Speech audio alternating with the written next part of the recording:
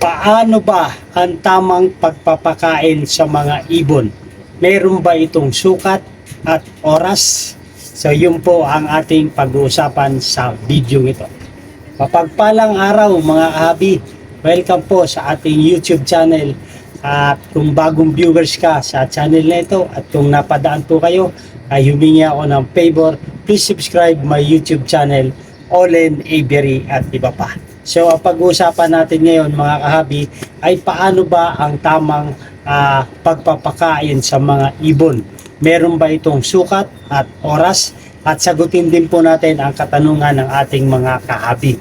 Okay po, so yung katanungan ng ating kahabi na si Kahabi SKA.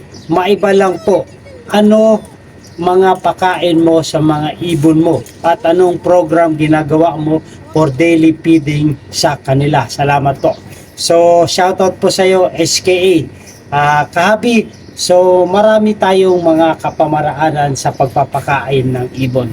Meron tayong napapanood sa YouTube, sa mga social media at sa mga article sa social media at sa Google regarding po sa how to feed our parrots. So marami pong mga procedure at mga kapamaraanan na dapat sundin.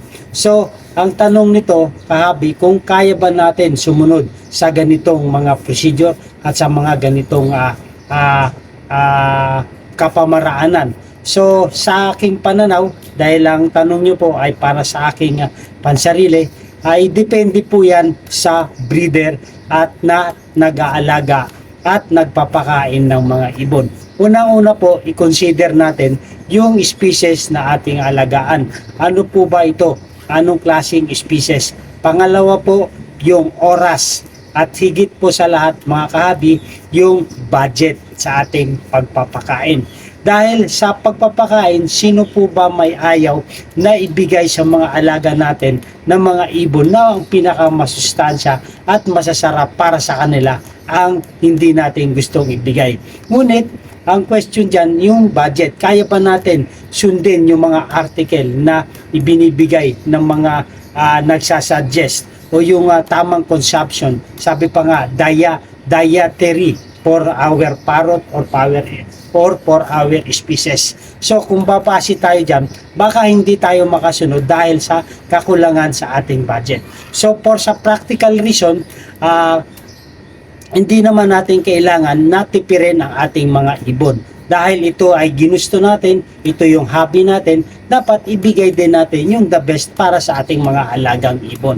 So sa akin, kung akin pong pagtatanungin, SKA, kung ako po ang inyong tatanungin, ang aking ginagawa po ay hindi po ako nakatutok lamang sa isang variety yung mga seeds. So ang importante, bibigyan din natin sila ng mga alternative foods tulad ng fruits and vegetables. So para na-maintain natin yung kanilang balanced diet. Yun po ang pinaka-importante sa atin. Kung ano po yung kaya nating bilhin ng mga fruits and vegetable, ay yun po yung ating bibilhin. Huwag tayong mag-assume na bilhin natin yung nasasabi sa article. So gusto rin natin yun. Pero kung hindi naman kaya ng budget, yung kaya lang natin ng budget. Kasi yun po ang napaka bottom line sa ating pag-aalaga ng ibon, yung budget.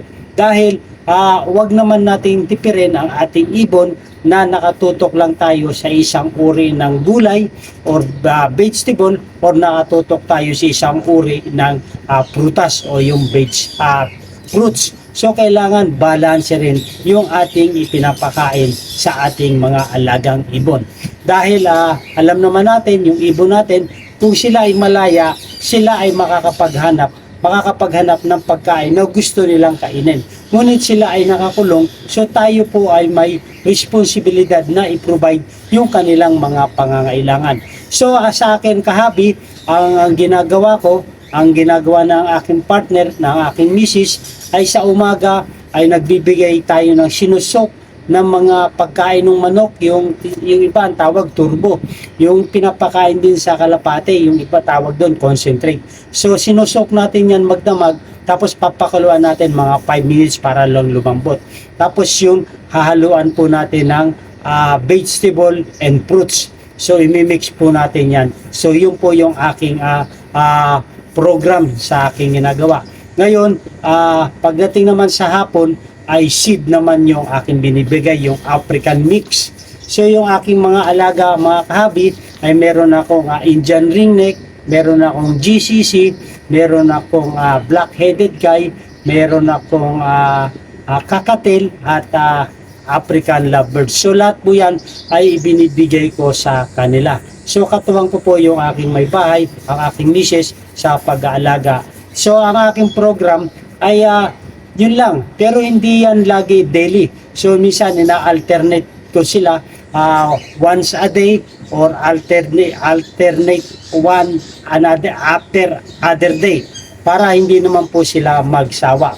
Tapos bibigyan natin sila ng treats sa tanghali ng mga leafy leaves o yung mga meron mga tanom kami na malunggay at mga mulberry leaves at yung Madre de Agua or yung oregano, yan. So yun po yung mga alternative natin binibigay para makakain naman po sila ng nararapat na kanilang consume sa kanilang katawan na minerals at vitamins.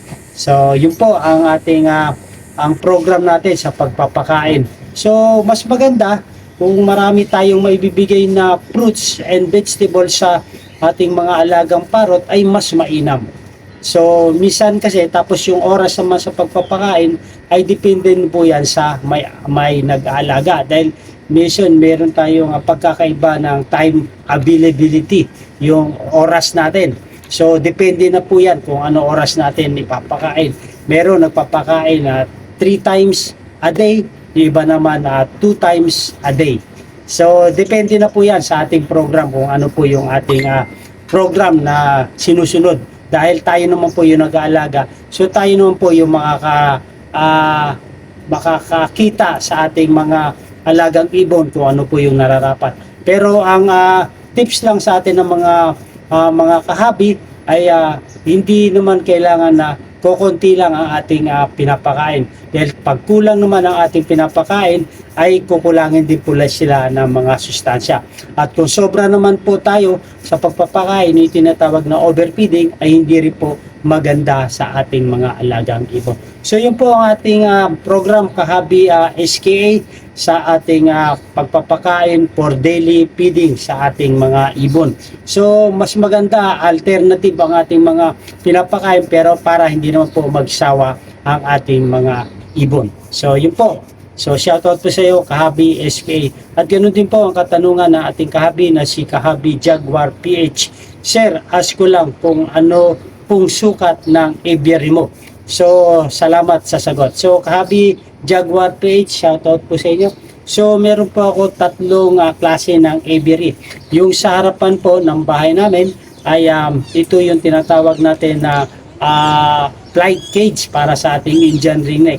So, ang sukat nito ay sa harapan ay 7 feet at ay 10 feet po sa harapan. Ang haba, yung sa gilid naman po ay 7 feet. So yung taas naman ay 10 feet sa harap at 5 feet naman po sa likuran. So 10 by 7 by 10. Yun po yung sukat nating aviary. Sa likuran po is para sa ating mga colony type naman po ng ating African lovebirds. So yung Agapornis species ay 7 feet naman po yung haba, 5 feet yung lapad at 5 feet yung sa likuran at 7 feet naman po yung sa harapan. Yung sa pangatlong cages naman natin, ang aviary, ito po yung sa ating mga breeding cages. So yung bawat cages po ay 2 by 2 by 4. So yun po yung sukat ng ating mga cages. So hopefully meron tayong mga na-share man lang na kahit kapirasong mga kaalaman regarding po sa ating aviary. So shoutout po sa iyo Jaguar PH. So ganun din po si Kahabi Alfredo Daib. Sir, tanong ko lang po, pag nahuli na walang certificate at hindi na naparehistro ang alagang ibon, ay maaari bang makulong yung nag-aalaga? At ilang taon pagkakulong ng mahuhuli sa mga nag-aalaga ng ibon? Salamat, Sir Olen. So shoutout po sa iyo, Kahabi Alfred Daip.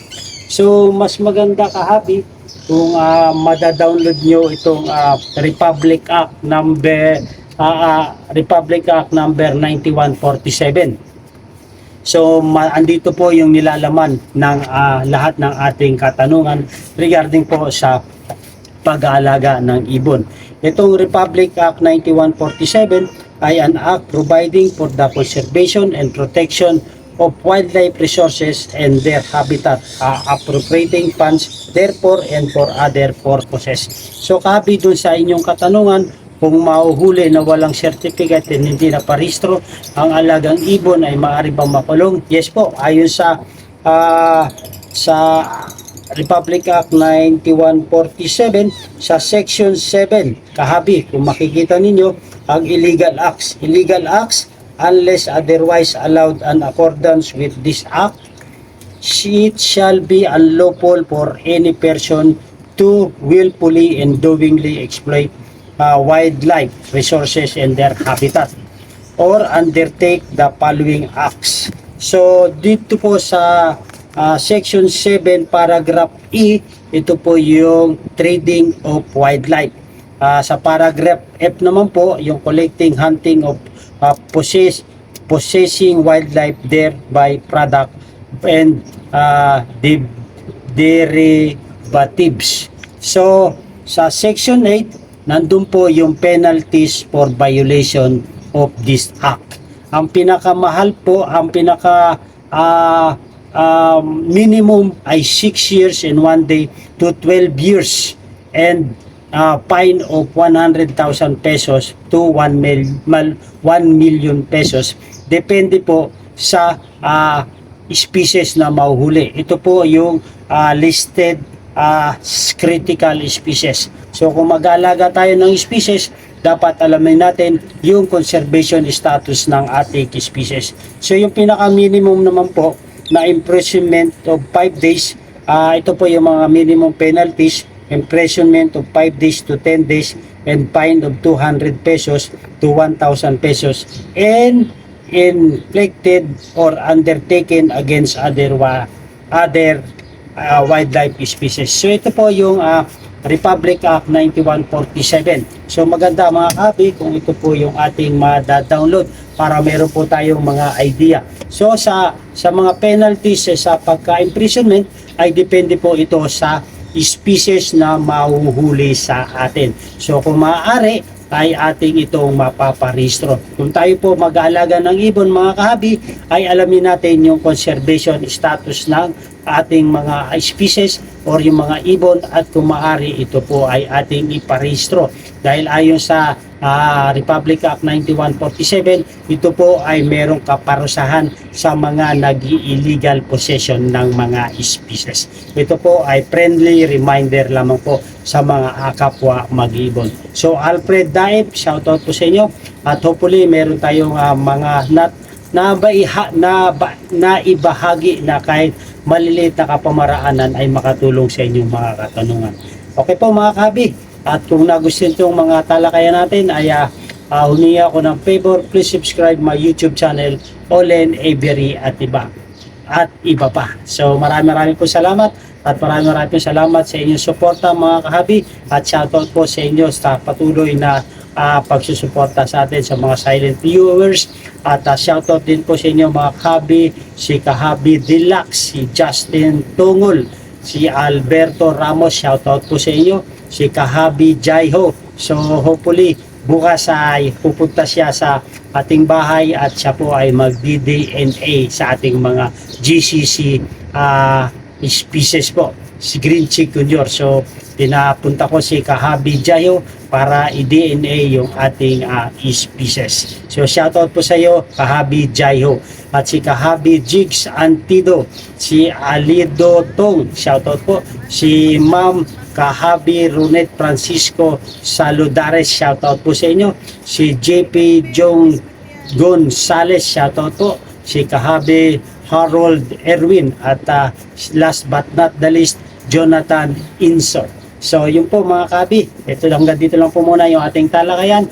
Maganda ang buhay pag mayroong kaalaman sa pagpapakain sa ating mga ibon, kung ano yung nararapat na ibigay natin sa kanila. Mabuhay and God bless. Thank you for watching.